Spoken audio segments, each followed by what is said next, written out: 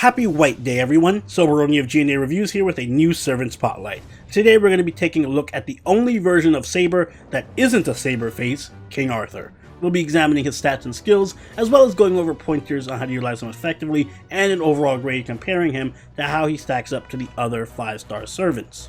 Arthur has a max HP of 13,975 and a max attack of 12,465.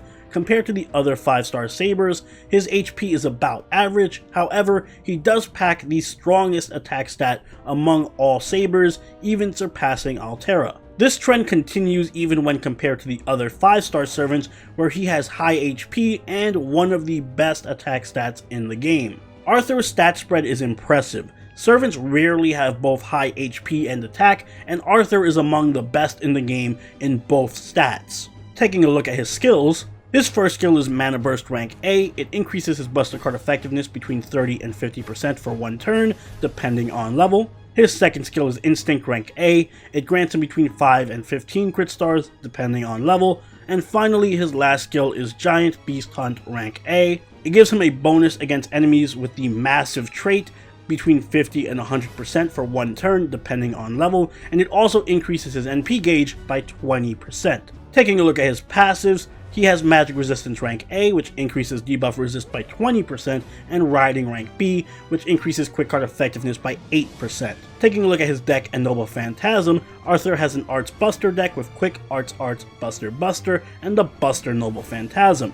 His Noble Phantasm is Excalibur. It increases his own NP strength between 10 and 50% depending on overcharge, and it also deals heavy damage to all enemies with between a 300 and 500% damage modifier. Taking a closer look at his cards, we see that his Quick card hits 3 times, his Arts hits twice, his Buster card hits 1 time, and his Extra attack hits 5 times. He has an NP gain rate of 0.84% and a star rate of 10%. This is average NP gain due to the double Arts and high NP gain rate, but low hits, and he has poor star generating because of only having 1 Quick card and low hits. There are a lot of great things to say about Arthur. Unfortunately, most of those things aren't gameplay related though. At an initial glance, Arthur does seem pretty strong. He does have one of the best stat lines in the game, for example. His high HP makes him somewhat tanky, and thanks to his high attack and double buster deck, he can seemingly hit hard even with just his normal attacks, let alone his Noble Phantasm. But a servant is only as good as their skills, so let's look at Arthur's. His first skill is a standard Mana Burst, extremely straightforward, but also extremely effective. A one-turn steroid that's going to add a ton of damage onto your Noble Phantasm. His next skill is another fan favorite, Instinct. All this does is generate a few stars, and it's really among the weakest and most unreliable skills in the game, since Arthur has no way of collecting the stars that the skill provides, and you would never want to use him as a star generator anyway. This skill is just pointless. His most unique skill is his third one, Giant Beast Hunt, because it gives him a massive damage bonus against massive targets. Fitting. Many boss enemies do have the massive trait, and a good rule of thumb is pretty much any enemy sprite that touches the top of the screen is going to receive bonus damage from this skill. In addition, this skill also gives you a flat 20% NP charge, even at rank 1, making it ideal for farming with Kaleidoscope. Skill priority should be Mana Burst first for all that juicy buster damage, followed by Giant Beast Hunt because it's a bit more situational, and then Instinct last, if at all, because you're never going to use it. Arthur's Noble Phantasm is an AoE buster, very similar to his female counterpart, but it also has a Noble Phantasm damage buff attached to it, making it significantly stronger with overcharge, as it does stack multiplicatively with Mana Burst and Giant Beast Hunt. If you use this Noble Phantasm on any massive enemies, they're going to melt. King Arthur is going to be most effectively used as a farming servant thanks to his NP charge, or in niche situations when he has to kill massive enemies.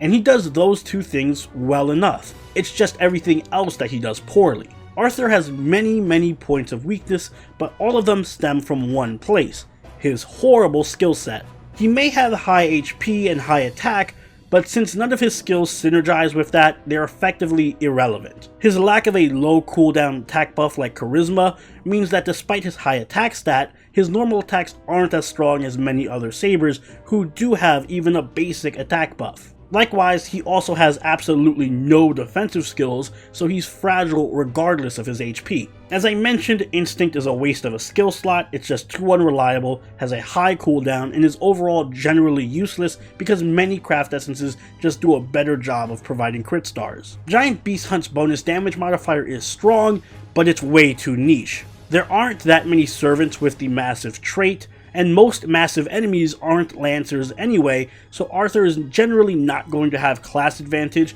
in most cases where this bonus damage applies, making it underwhelming unless you're specifically fighting a massive lancer or berserker. The Noble Phantasm charge is strong though for farming purposes.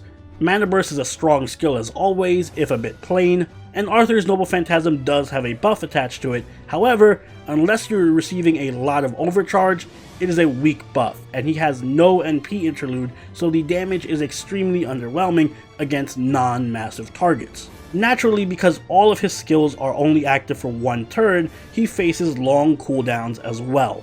Arthur feels like a bad launch day servant because there's just no cohesion or synergy or anything in his kit, and he's just completely out of place in the meta. Although thankfully, because of his generic deck and skills, he does fit into many teams. When sticking Arthur into a team, the best thing you can do for him is give him a low cooldown attack steroid to make use of his high attack stat. For this, Maeve, John Alter, and Shuten are perfect. Maeve and Jolter both give Arthur a 40% attack buff on a low cooldown with their charismas, thanks to the fact that he is male and a dragon. They can also make use of the crit stars he generates from Instinct. Shuten's attack buff is only 20%, but she can stack a lot of defense down debuffs on enemies to soften them up, and you're going to effectively give Arthur a lot more damage that way. Arthur also needs someone to keep him alive because he lacks any defense, so I suggest Mosh and Media Lily. Media Lily is just the complete package thanks to her constant heal spam, and she has the ability to remove debuffs. Mosh can give you excellent defensive buffs, invincibility, and an attack buff. Arthur's Bondcraft Essence is Garden. It increases the attack of all allies by 15%. Basically just a bad charisma that doesn't give you NP charge like Golden Sumo does, so don't really use it. Instead, go for craft essences that can maximize your damage output. Heaven's Feel, Limited Zero, or Ellie Chan's Adventure are good choices for going into standard fights.